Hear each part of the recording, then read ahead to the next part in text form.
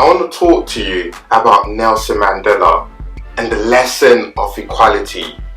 See, especially in our society 2019, where it seems for some people that racism is not really much of a problem and it's not really there, and then there are others that believe that racism is still much there and there's still challenges that we're facing, even in our own society, in our own nation, where in football games there's bananas being thrown on the pitches or racial abuse to black players. I know Raheem Sterling brought that up on Instagram and spoke about the narrative that the media helped contribute about racism.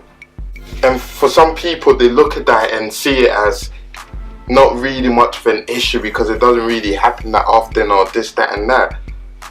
But in much aspect, what we have to understand is we may have come a long way from how life was hundreds of years ago, but it's still a journey, and no one can dispute the fact that racism still lurks its head in our society, even though we're in 2019. There is much that we can learn from people like Nelson Mandela. Whether you're black or you're white, you can stand and do something about racism, because doing nothing is doing something to add to the issues. Staying silent is not an option, and Nelson Mandela teaches us that equality is not about superiority. It's not about being better because you're white. It's not about being more advanced because you are black. This ain't about being the same. This is about being different but equal. And this comes straight from when Nelson Mandela was about 45 years old, campaigning for the rights of his people. As he goes on to say, "During my lifetime, I have dedicated myself to this struggle of the African people. I have fought against white domination. I have fought against black domination. I have cherished the ideal of a democratic and free society in which all persons live together in harmony and with equal opportunities.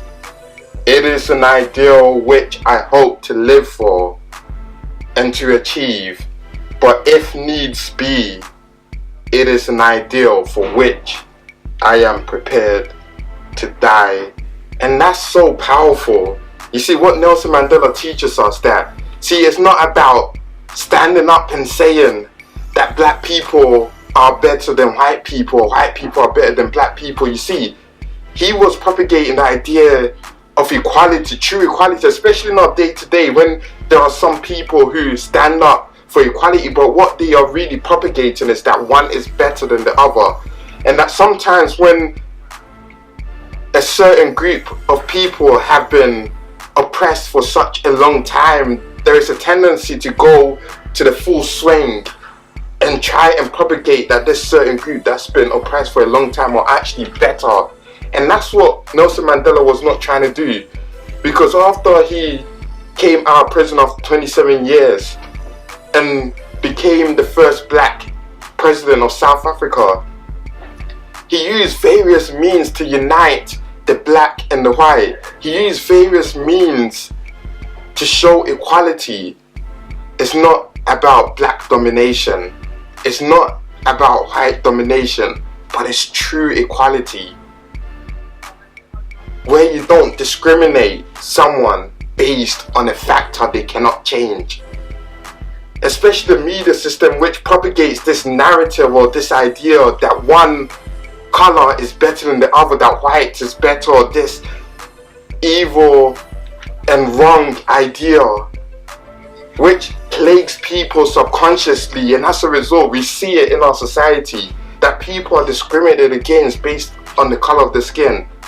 See, what Nelson Mandela teaches us is not about looking at someone and judging them better or worse because of what they look like.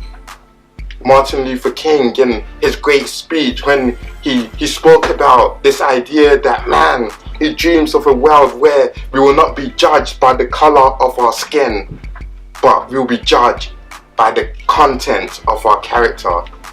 See, that's what really matters. How can you judge someone based on something they cannot change? How can you judge someone based on their gender or their racial color? It's about really judging who they are based on their character, based on whether they're a good person or they're not. The ideal that we strive for, it will take time, but it requires the efforts and sacrifices of many that we can live this ideal. It is not something that we've arrived on. It's a journey that started many years ago, and even till today we need to do something. Requires that progression to get there. We are all born equal. We may be different, but it doesn't change our equality. This is CG1, and you have the seed of greatness.